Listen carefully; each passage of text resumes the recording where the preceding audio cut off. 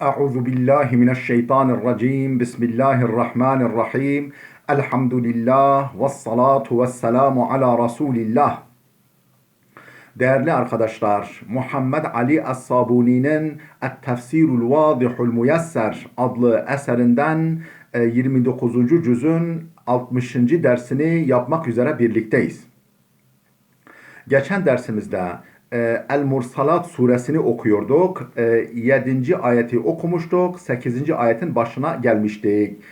Müfessirimiz bu yani yeminlerle başlanan rüzgarlara veyahut da meleklere yemin etmekle başlayan bu ilk 7 ayetle devamı arasındaki ilişkiye dikkat çekiyor. O kaldığımız yerden okuyacağız. Hemen sayfanın sonundan 1, 2, 3, 4, 5. satırdan itibaren okuyacağız.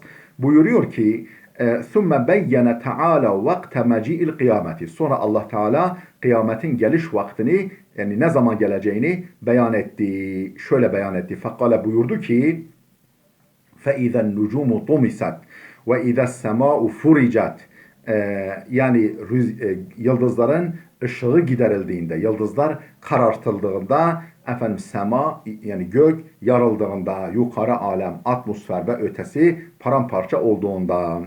Ey fe iza zahaba nurun nucumi vel kevakib ve tumisa diyauha fe asbahat qatimeten muzlimeten وإذا السماء تشققت وتصدعت من خوف الرحمن وهول الموقف وإذا الجبال نسفت diye devam ediyor. Oraya kadar mana verelim. Ey yani فإذا ذهب نور النجوم والكواكب yani yıldızların, gezegenlerin nurları, ışıkları giderildiğinde, ortadan kaldırıldığında. وَطُمِسَ ضِيَاؤُهَا ışıkları, nuru, ziyası karartıldığında فَأَصْبَحَتْ قَاتِمَةً مُظْلِمَةً zifiri karanlığa gömüldüklerinde, yani muzlime katime, yani zifiri karanlığa gömüldüklerinde yıldızlar, gezegenler. وَاِذَا السَّمَاءُ تَشَقَّقَتْ وَتَصَدَّعَتْ sema, atmosfer ve ötesi yukarı alemler yarıldığında, çatladığında ve paramparça olduğunda min havfir rahman Rahman olan Allah'ın korkusuyla, Allah'ın emrini ve buyruğunu yöneltmesi sonucunda onun emrini yerine getirmek için ve havlil mevkif ve o büyük günün, o bütün insanların yüce mahkemedeki duruşması endişesiyle, yani öyle bir büyük günün sahne olacağı olaylar korkusuyla, yani dağlar sema bile paramparça olacak Allah'ın korkusundan. Ve izel cibalu nusifat yani dağlar hallaç pamuğu gibi atıldığında, savrulduğunda. Ey tatayarat ve tenasarat hatta sarat kel haba'il mensuri yani ey tatayarat yani dağlar uçuştuğunda, yerlerinden yani kopup yerlerinden ayrılıp uçuştuğunda ve tenasarat saçıldığında, dağıldığında hatta sarat kel haba'il mensur savrulmuş heba gibi, yani hava gibi, havadaki o zerrecikler gibi yani savrulduğunda, böyle toz buz haline geldiğinde dağlar. وَاِذَا الرُّسُلُ اُقِّتَتْ لِأَيِّ يَوْمٍ اُجِّلَتْ لِيَوْمِ الْفَاصِلِ Peygamberlere ümmetleri hakkında şahitlik yapmak üzere randevu verildiğinde, belli bir vakit tayin edildiğinde لِأَيِّ يَوْمٍ اُجِّلَتْ bu bütün bunlar hangi gün için, ne gün için erteleniyor, ne güne bırakılıyor? لِيَوْمِ الْفَاصِلِ o adil karar günü için, o büyük mahkemedeki ilahi kılı kırk yaran gün için. Ey ve izâ rusulu cu'ile leha vaktun ve ecelun muhaddad. Ey yani ve izâ rusulu elçiler için cu'ile leha o elçiler için belirlendiğinde vaktun ve ecelun muhaddad tahdid edilmiş, belirlenmiş bir vakit ve bir süre belirlendiğinde, yani bir randevu tayin edildiğinde, belirlendiğinde Niçin bu randevu veriliyor? Bu vakit belirleniyor elçiler için. لِشَّهَادَةِ عَلَى اُمَمِهِمْ Ümmetleri hakkında tanıklık yapmak üzere. Yapmaları için yani. لِأَيِّ يَوْمٍ عَظِيمٍ اُخِرَتِ الرُّسُولُ Peki peygamberlerin bu şahitliği hangi güne, hangi büyük gün için erteleniyor? Hangi büyük güne bırakılıyor? Diye bir soru yöneltiyor Cenab-ı Hak. Buradaki istifhamul ta'zimi ve tehvil bu tazim için yani o günü ne kadar dehşetli olduğunu bildirmek için ve insanlara gözdağı vermek için, onları endişeye sevk etmek için, onları tedbir almaya, ihtiyata sevk etmek için yöneltilmiş bir sorudur. Hangi gün için sen bilir misin? Efendim diye böyle insanı tefekküre, düşünmeye, ibret almaya sevk eden bir soru işaretidir bu. ثُمَّ قَالَ Teala sonra Allah Teala şöyle buyurdu. لِيَوْمِ الْفَاصِلِ Yani o adil karar günü için bu randevu ey uccilet liyevmil qadai vel fasli beynel halaik yani mahlukat kullar arasında hüküm vermek ve adil karar vermek, hüküm vermek ve adil karar vermek günü için erteleniyor bu randevu. O güne bırakılıyor. Ve ma adrake ma yevmul fasl. Sen o adil karar gününün ne olduğunu bilir misin ya Muhammed? Ey ve ma a'lemeke ma huve yevmul fasl. Yani o adil karar gününü sana ne bildirdi? Kim bildirebilir? Ne bildirebilir ki sana? Ve ma hiye ehvaluhu ve şedaiduhu. Onun korkuları, tehlikeleri, sıkıntılarının ne olduğunu sen bilir misin? İnnehu a'zamu mimma yetasavvaruhul beşer. Bu beşerin, herhangi bir insanın, peygamber de olsa, herhangi bir insanın tasavvur edemeyeceği, akıl ve hayal erdiremeyeceği kadar büyük bir gündür bu. Yevmun hailun fazi'un korkunç ve dehşetli bir gündür o. Tetekatta'u lihevlihil kulubu onun tehlikesi ve dehşeti, sıkıntısı karşısında kalpler paramparça olur. Kalpler yani insanların ödü patlar, kalpler paramparça olur. Ve tatîşu lehul ahlamu akıllar şaşar. Yani onun tehlikesi karşısında akıllar şaşar.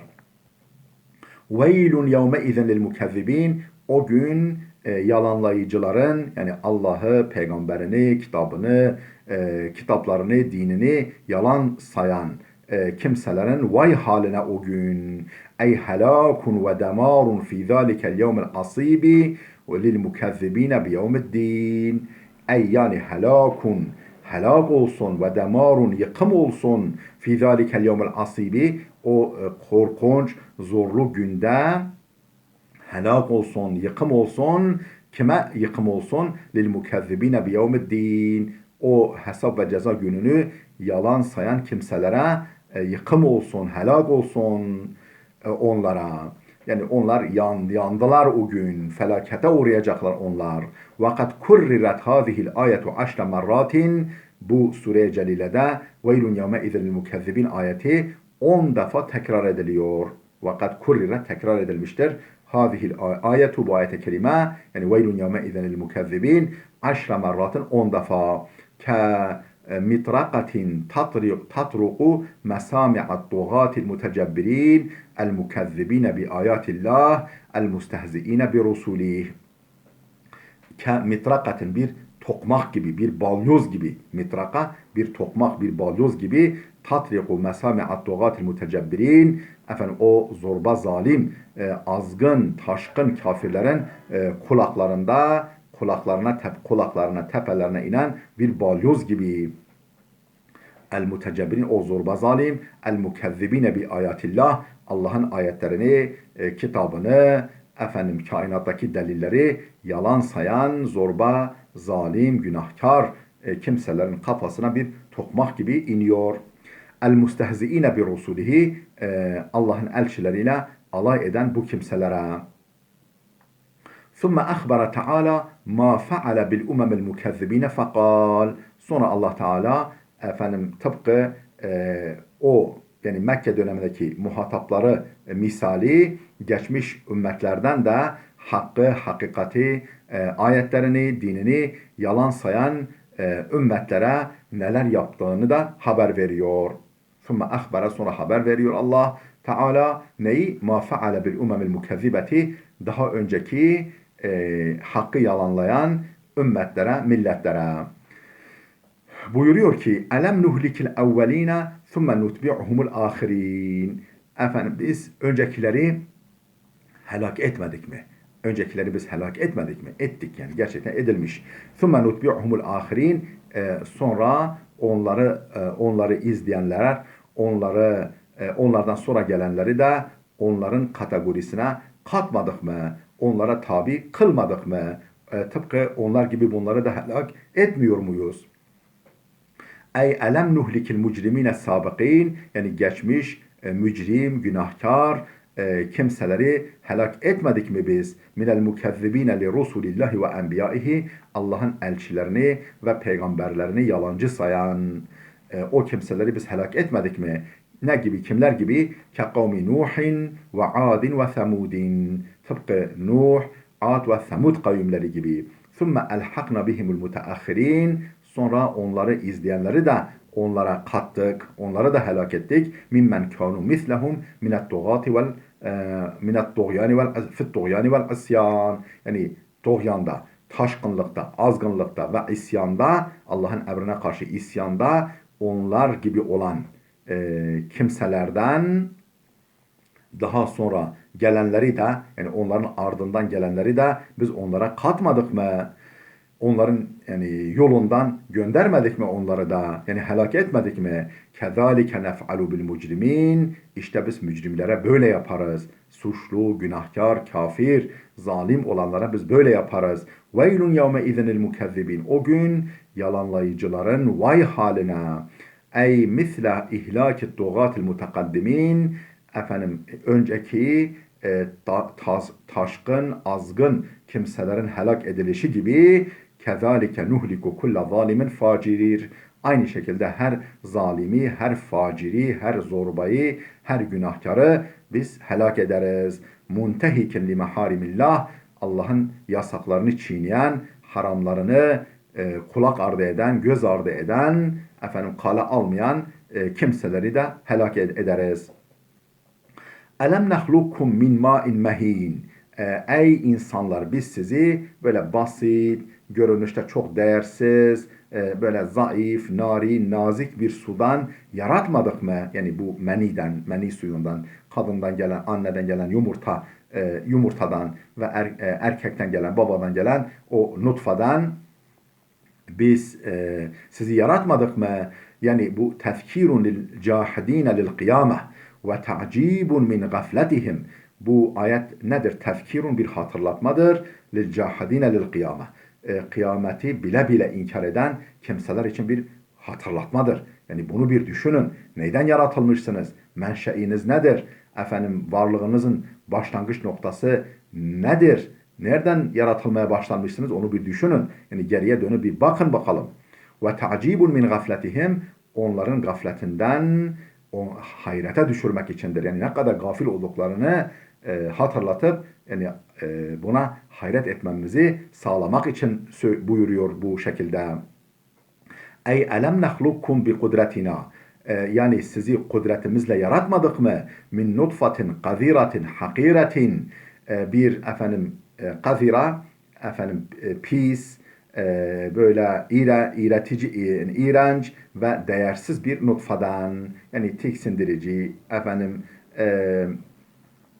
yani pis, zahiren ve değersiz bir nutfadan, bir meniden sizi kudretimizle yaratmadık mı? Ki hiyel meniyyu, ki bu sudan maksat menidir. Yani babadan gelen su, erdik suyu, anneden gelen yumurta. فَجَعَلْنَاهُ فِي قَرَارٍ مَك۪ينٍ. Sonra onu mekin, yani muhkem, sağlam, böyle harici etkilerden korunmuş bir karargaha, yani anne rahmine yerleştirdik o suyu. Oraya yerleştirdik. فَجَعَلْنَهُ فِي قَرَارٍ مَك۪ينٍ. Ey فَجَعَلْنَا هَذَا الْمَاءَ الْمَه۪ينَ. Yani o değersiz suyu yerleştirdik. فِي مَكَانٍ hasinin, korunaklı bir mekana, korunaklı ki huve rahmul mar'a, o da annenin rahmidir. Anne karnıdır. İla kaderin ma'lum, ne zamana kadar o muhkem, sağlam, harici etkilerden etkilenmeyen o mekana ne zamana kadar yerleştirdik, ne zamana kadar orada bıraktık? İla kaderin ma'lum, muayyen bir süreye kadar. Ey ila vaktin muhaddedin muayyen, yani belirlenmiş, muayyen bir vakte kadar. Kaddarahullahu lihazal cenini, Allah o muayyen vakti o anne rahmindeki cenin için, yavru için takdir etmiş, belirlemiş. Ve huve tis'atu şuhurin, o da 9 aydır. Ev tezidu eyyamen ve saatin. 9 ay, efendim birkaç gün fazla, birkaç saat fazla, yani 9 küsur gündür. Daha doğrusu 9 ay ve küsuratıyla beraber 9 ay, işte birkaç gün, birkaç saat, bu şekilde o süreyi belirlemiş, yavrunun, ceninin anne rahminde kalması, o süreyi orada geçirmesi için. Burada dursun değerli dostlar. Videomuz oldukça uzadı. Gelecek dersimizde inşallah kaldığımız yerden devam edeceğiz.